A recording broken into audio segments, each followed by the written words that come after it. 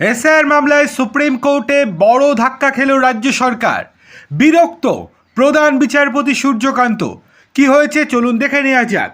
তার আগে আপনাদেরকে অনুরোধ, ভিডিওটি ভালো লেগে থাকলে লাইক, কমেন্ট, শেয়ার এবং সাবস্ক্রাইব করতে একদম ভুলবেন না। চলে আসি বিস্তারিত খবরে। এসআইআর প্রক্রিয়া নিয়ে আগাম পিটিশন দিয়েছিলেন তৃণমূলের রাজ্যসভার সাংসদ তথা আইনজীবী মেনকা গুরুস্বামী। সুপ্রিম কোর্টের প্রধান বিচারপতি সূর্যকান্তের বেঞ্চে শুনানি হয়। মেনকা গুরুস্বামীর আগাম পিটিশনে অত্যন্ত বিরক্ত হন প্রধান বিচারপতি। মেনকাকে স্পষ্ট বুঝিয়ে দেন, সিস্টেমে ভরসা রাখুন। বিচারাধীন ভোটারদের ভবিষ্যৎ প্রসঙ্গে প্রধান বিচারপতি এই দিন স্পষ্ট করে দেন যে হাইকোর্টের প্রধান বিচারপতি জানিয়েছেন 10 লক্ষ কাজ হয়ে গিয়েছে।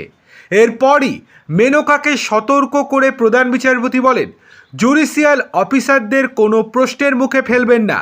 আমি কড়াভাবে বলছি, না হলে আপনার এবং আপনার দলের বিরুদ্ধে অ্যাকশন নিতে বাধ্য হব। জুডিশিয়াল অফিসাররা কাজ করছেন, যারা জেনুইন তাদের যুক্ত করা হবে। এসআইআর সংক্রান্ত মামলা চলছে সুপ্রিম কোর্টে।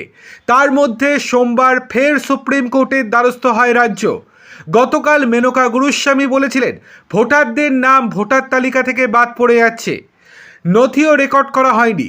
তারা আগে ভোট দিয়েছেন, এখন তাদের নথি নেওয়া হচ্ছে না। রাজ্যের প্রায় 60 লক্ষ ভোটার বিচারাধীন, তাদের ভবিষ্যৎ নির্ভর করছে জুডিশিয়াল অফিসারদের ওপর। রাজ্যের প্রায় সমস্ত জেলা জজ, আদালতের বিচারকেরা আপাতত ভোটারদের ভবিষ্যৎ নির্ধারণ করছে। বিচারপতি আরও জানিয়েছেন, ভোটের আগের দিনও যদি ভোটার তালিকায় নাম ওঠে, তারা পর্যন্ত ভোট দিতে পারবে। সুতরাং বিচারকদের ওপর ভরসা রাখুন, আস্থা রাখুন, হুটোপাটা করবেন না।